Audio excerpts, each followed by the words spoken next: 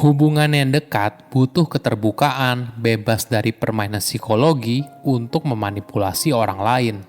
Halo semuanya, nama saya Michael. Selamat datang di channel saya, Sikutu Buku. Kali ini saya akan bahas buku Games People Play karya Eric Berne. Sebelum kita mulai, buat kalian yang mau support channel ini agar terus berkarya, caranya gampang banget. Kalian cukup klik subscribe dan nyalakan loncengnya. Dukungan kalian membantu banget supaya kita bisa rutin posting dan bersama-sama belajar di channel ini. Buku ini membahas permainan yang dilakukan setiap orang ketika melakukan interaksi sosial. Saat kita berinteraksi dengan orang lain, kita sebenarnya sedang menjalani permainan psikologi, mulai dari permainan untuk berebut pengaruh hingga permainan untuk berkompetisi. Permainan ini berasal dari rasa takut apabila orang lain melihat diri kita yang sesungguhnya, keluar dari zona nyaman, dan pada akhirnya menjauhkan kita dengan orang lain. Ini yang harus kita sadari, kalau sebagian besar permainan ini bersifat merusak dan dimainkan secara tidak sadar. Dengan memahami dan mengenali permainan yang kita mainkan, kita dapat mulai mengendalikan respons dan mengembangkan hubungan yang lebih menyenangkan. Saya merangkumnya menjadi 3 hal penting dari buku ini. Pertama, 3 keadaan ego seorang. Manusia sebagai anak-anak telah dibesarkan dengan ritual, kebutuhan, keinginan, dan pemikiran tertentu dari orang tuanya dan masyarakat. Ketika dewasa, mereka tidak sepenuhnya berubah dari anak-anak menjadi dewasa. Ada bagian dalam dirinya yang dewasa merupakan seorang anak yang belum terpenuhi kebutuhannya. Misalnya seorang anak laki-laki yang ditelantarkan oleh ibunya karena dia harus mengurus hal lain, misalnya merawat adik-adiknya yang lain. Hal ini berpotensi secara tidak sadar menimbulkan kebencian kepada ibunya di alam bawah sadar, bahkan ketika dewasa. Terlepas dari semua kekacauan dalam diri manusia, ada pola perilaku tertentu yang berulang. Penulis mengkategorikan interaksi manusia menjadi 3 keadaan ego: anak kecil, orang dewasa, dan orang tua. Masing-masing keadaan ego ini memiliki sistem pemikiran, perasaan, dan perilaku yang terbentuk selama hidupnya. Keadaan ego anak kecil adalah bagian dari anak kecil yang pernah kamu miliki dan masih hidup di dalam diri kamu. Keadaan ego anak kecil ini tidak berarti kekanak-kanakan atau ketidakdewasaan, namun bagian dari kreatif, intuitif, dan spontanitas dari siapa dirimu. Keadaan ego orang dewasa adalah kemampuan untuk memproses informasi dan menilai realitas secara mandiri serta objektif. Misalnya ketika kamu menganalisa sesuatu yang rusak, mencari solusi, dan memutuskan apa yang perlu diperbaiki. Terakhir adalah keadaan ego orang tua yang merupakan sistem pemikiran, perasaan, dan perilaku yang berasal dari masa lalu. Bayangkan jika kamu melakukan sesuatu yang salah dan kamu dimarahi oleh ibumu dengan cara berteriak. Ketika kamu dewasa, kamu mungkin saja mengadopsi perilaku serupa secara tidak sadar. Saat anak kamu nakal, maka kamu mungkin akan meninggikan suara kamu juga. Tentu saja, keadaan ego orang tua tidak selalu negatif. Namun ini merupakan sesuatu yang kamu tiru dari orang tua, pengasuh, kakek nenek, guru, dan sebagainya ketika kamu kecil.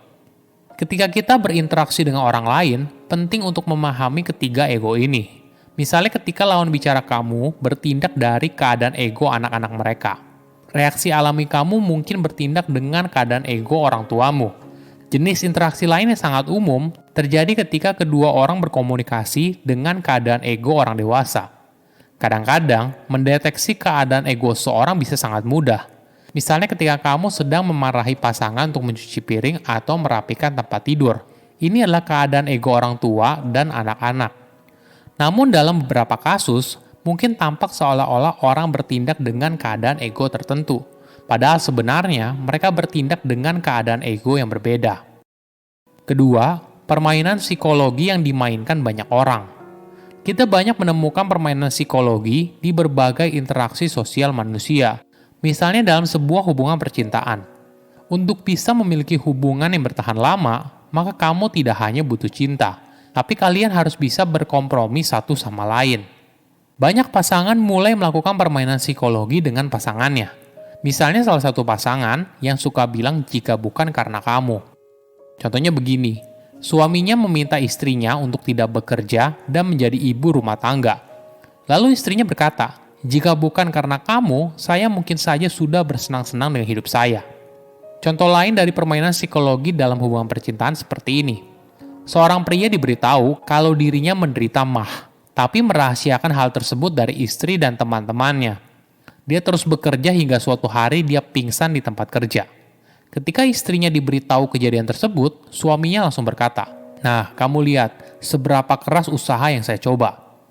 Suaminya menuntut istrinya harus menghargai dia karena dia sudah berkorban banyak dalam hubungan tersebut. Kita banyak menemukan hal ini dalam percintaan, dan contoh di atas merupakan permainan psikologi yang banyak orang mainkan. Selain permainan di atas, ada beberapa permainan psikologi yang biasanya orang mainkan. Misalnya suatu hari, atasan kamu menjelaskan soal masalah yang saat ini sedang dihadapi oleh perusahaan. Kamu pun ikut berkontribusi memberikan solusi. Akhirnya solusi kamu diterima, dan atasan kamu membawa solusi tersebut hingga ke direksi. Ternyata solusi kamu diterima dengan baik, lalu mulai dijalankan. Namun sayangnya, ternyata solusi yang kamu tawarkan gagal total. Direksi pun marah karena hasilnya tidak sesuai harapan dan memarahi atasan kamu. Hal ini lalu membuat atasan kamu kesal, memarahi kamu dan bilang, "Lihat apa yang kamu buat saya lakukan. Sekarang tanggung jawab kamu untuk memperbaikinya." Ini adalah contoh klasik ketika seseorang berusaha untuk membebaskan dirinya dari tanggung jawab dan menganggap pilihan tersebut bukan atas keputusan dirinya. Permainan psikologi ini biasanya dilanjutkan dengan permainan selanjutnya. Berlanjut ke cerita yang tadi, kamu pun memberikan respon kepada atasan. "Kan saya hanya berusaha untuk membantu." Permainan psikologi ini menekankan kalau atasan kamu itu tidak tahu terima kasih, padahal kamu dengan sukarela ingin membantu. Hal ini juga menegaskan kalau mereka jahat dan kamu orang baik yang suka menolong. Ketiga, stop menjalani permainan psikologi. Perlu kita sadari, menjalani permainan psikologi bisa membuat hidup kita sengsara. Tapi kenapa kita masih melakukan hal tersebut? Pertama, kebanyakan orang tidak secara sadar memainkan permainan psikologi ini. Mungkin ketika kecil, kita belajar dari orang terdekat, misalnya dari orang tua, pengasuh, dan sebagainya. Kedua, permainan memiliki peran penting dalam masyarakat. Bagi beberapa orang, mungkin saja tidak nyaman untuk mengungkapkan siapa diri mereka sebenarnya. Dengan bermain game, kita bisa bersembunyi di balik peran yang kita inginkan tanpa harus keluar dari zona nyaman. Namun semua ini terasa begitu palsu. Tanpa adanya keterbukaan, maka kita tidak bisa membangun hubungan yang dalam dengan orang lain. Hal ini memang tidak mudah, namun perlu untuk membangun hubungan yang lebih sehat dan dekat. Jadi ketika kamu menemukan sebuah masalah, cobalah untuk lebih sadar apa keadaan egomu. Apakah kamu sedang bertindak seperti anak-anak, orang dewasa, atau orang tua? Jika kamu menyadarinya, maka kamu akan lebih mudah menyesuaikan dengan lawan bicara kamu. Secara tidak sadar, kita menjalani permainan psikologi untuk memanipulasi orang lain. Hanya dengan keterbukaan, barulah kita bisa menjalin hubungan yang dalam dengan orang lain. Silahkan komen di kolom komentar pelajaran apa yang kalian dapat ketika baca buku ini. Selain itu, komen juga mau buku apa lagi yang saya review di video berikutnya. Saya undur diri, jangan lupa subscribe channel YouTube Sikutu Buku. Bye-bye.